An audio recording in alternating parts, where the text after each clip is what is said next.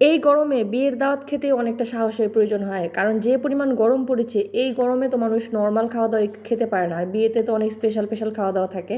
Finally আজকে আমি চলে এসেছিলাম একটা বিয়ের দাওয়াত খেতে, আর এই বিয়ের দাওয়াত খেতে আমি চলে এসেছি নারায়ণগঞ্জে। আর এই বিয়ে নিয়ে কিন্তু মানুষের অনেক রকমের জল্পনা কল্পনা থাকে, আর কোনো বিয়ের অনুষ্ঠানে গেলে আমার নিজের বিয়ের কথা মনে পড়ে যায় অনেক বেশি পরিমাণে, আর নিজের সেই স্মৃতির দিনগুলো স্মৃতিচারণ করে ফেলি।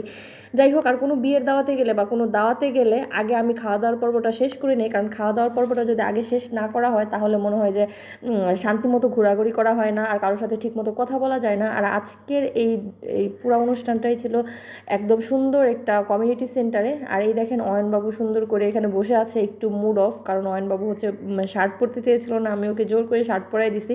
আর আজকে বিয়ের দাওয়াতটা ছিল অয়নের একটা ম্যামের মেয়ের বিয়ে। তো আমাদেরকে আগেই বলেছিল যে বিয়েতে আসতেই হবে, কিন্তু এই গরমের মধ্যেও কোনো না গিয়ে উপায় নেই, যেতে তো হবেই। আমি, আমার বাবা, আমার ফ্যামিলির সবাই আমরা চলে গিয়েছিলাম নারায়ণগঞ্জে। আর আমি এই দিনগুলোকে অনেক বেশি মিস করি, নারায়ণগঞ্জে যেই সময়টাতে আমি ছিলাম সেই সময়গুলোকে অনেক বেশি মিস করি। সবাইকে পেয়ে একসঙ্গে অনেক দিন পরে সবাইকে দেখতে পেয়ে আমার কিন্তু ভীষণ ভালো লেগেছে। যাই হোক, খাবারের মেনুতে কী কী আছে সেটা নিয়ে অপেক্ষা করছিলাম আমরা। আমার তো মনে হয় ছেলেদের চাইতে মেয়েদের টেনশনটা একটু বেশি থাকে, কিভাবে এই দিনটাকে স্পেশালের জন্য আরও বেশি স্পেশাল করে তুলবে। বিয়ে বাড়িতে গেলে আমার মনে হয় নিজের বিয়ের স্মৃতিচারণ সবারই মনে হয় আসে, ঠিক আমিও তার ব্যতিক্রম নয়। এই তো আমাদের বলতে বলতে খাবার চলে এসেছে, এখানে পোলাওটা দিয়ে দিয়েছে। আর এখানকার পোলাওটা অনেক বেশি টেস্টি ছিল, কারণ এই বিয়েতে সচরাচর যে পোলাওগুলো হয় আমার সব জায়গায় কিন্তু খেতে ভালো লাগে না, কিন্তু এখানকার খাবারটা কিন্তু অনেক বেশি টেস্টি ছিল। আর আমি কিন্তু শুধু শুধুই মনে হয় অনেকগুলি পোলাও খেয়ে ফেলতে পারবো, কারণ এত সুন্দর একটা স্মেল আসছিল। আর এখানে একদমই কম তেলে রান্না করা হয়েছে, আমার বাবা আমাকে সার্ভ করে দিচ্ছিলেন। যাই হোক, প্রচণ্ড গরম লাগছিল, এসি চলছিল, তারপরও মানুষের তো একটা গরম আছেই। প্রতিটি বিয়েতেই হচ্ছে দুই পক্ষেরই একটা টেনশন থাকে যে এই দিনটাতে কিভাবে তারা সব কিছু ঠিকঠাক করবে। আর মেয়ের বাবার একটু বেশিই টেনশন হয়, কারণ বরপক্ষ আসলে ঠিকমতো খাওয়া দাওয়া করেছে কিনা সেদিকটা অনেকটা খেয়াল করতে হয়। যাই হোক, এখানে বোরহানি দিয়ে দিয়েছে আমার আব্বু, তারপরে হচ্ছে আমরা অলরেডি খাওয়া দাওয়ার পর্বটা মোটামুটি শেষ করে ফেলছি। দুই পক্ষের এই দিনটা নিয়ে অনেক বেশি প্রিপারেশন থাকলেও আমাদের মতো যারা দাওয়াত খাওয়া পার্টি আছেন তাদের কিন্তু প্রথমেই একটা প্রিপারেশন থাকে যে আমরা বিয়েতে যে ঠিকমতো খাওয়া দাওয়া করতে পারবো কিনা, কী খেয়েছি কী খাইনি, এখানে হচ্ছে এটা নিয়ে টেনশন থাকে। তো আমাদেরকে খেতে দিয়েছিল এখানে চিংড়ি ফ্রাই, তারপর হচ্ছে চিকেন ফ্রাই এগুলা। আর যেহেতু এখানে হচ্ছে উজ্জ্বল আছে, ও যেহেতু গরুর মাংসটা খাবে না, ওর জন্য হচ্ছে খাসির মাংস। আর আমি হচ্ছে লেগ পিসটা আগে দেখাচ্ছিলাম যে লেগ পিসটা ভালো পড়েছে না খারাপ পড়েছে। সবাইকে, অয়নবাবুও লেগ পিস পছন্দ করে, এখানে আপনাদের ভাইয়াও লেগ পিস পছন্দ করে। তো আমি বলছিলাম সবাই যদি লেগ পিস পছন্দ করে বাকিগুলো কে খাবে, সবাই তো খেতে হবে। যাই হোক, আপনাদের ভাইয়া খাওয়া দাওয়া শেষ করে আমরা সবাই ছবি তুলতে চলে এসেছিলাম বউয়ের সাথে, কারণ এখানে হচ্ছে আমার একজন ভাবি আছে, সবাই আমাকে বলছিল যে ছবি তোলার জন্য। আর আমি অয়নবাবুকে ডাকছিলাম যে চলো আমরা একটু ছবি তুলে নিই। এই তো বউয়ের সাথে কিছু সেলফি তুলে নিলাম।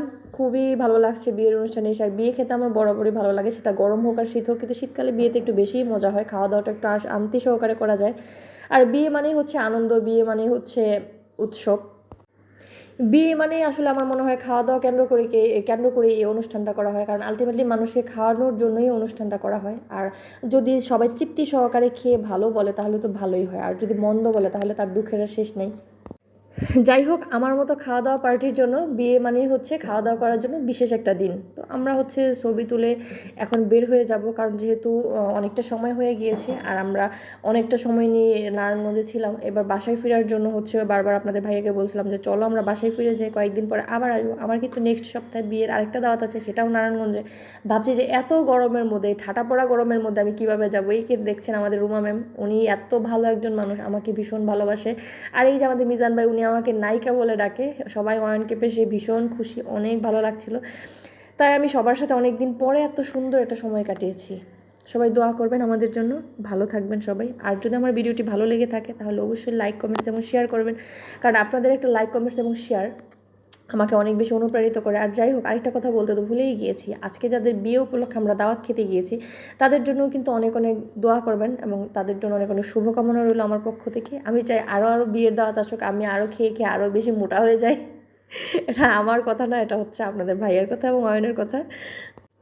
আমি কিন্তু কখনোই বিয়ের দাওয়াত মিস করি না, যে যেখানে ইনভাইট করুক না কেন বিয়ের দাওয়াত মিস করি না। তারপরে কথা বলতে বলতে এদিক দিয়ে জামাইয়ের মানে বরপক্ষের গাড়ি চলে এসেছে, বরপক্ষ ঘোড়ার গাড়িতে করে আসছে, এখানে ওয়েট করছে বরকে নামানোর জন্য, কারণ বরকে নামাতে গেলে হচ্ছে টাকা দিতে হবে, সেই জন্য হচ্ছে বর বসেই আছে। অনেক বেশি মজা করতেছিলাম, অনেকদিন পর এরকম একটা বিয়েতে যে আমার নিজের কাছে আসলে অনেক বেশি ভালো লেগেছে। তারপর এই তো সবাই জামাই দেখার জন্য দাঁড়িয়ে আছে, আমিও জামাই দেখার জন্য দাঁড়িয়েছি, সবাই অয়ন বাবু, আপনাদের ভাইয়া সবাই এখানে দাঁড়িয়ে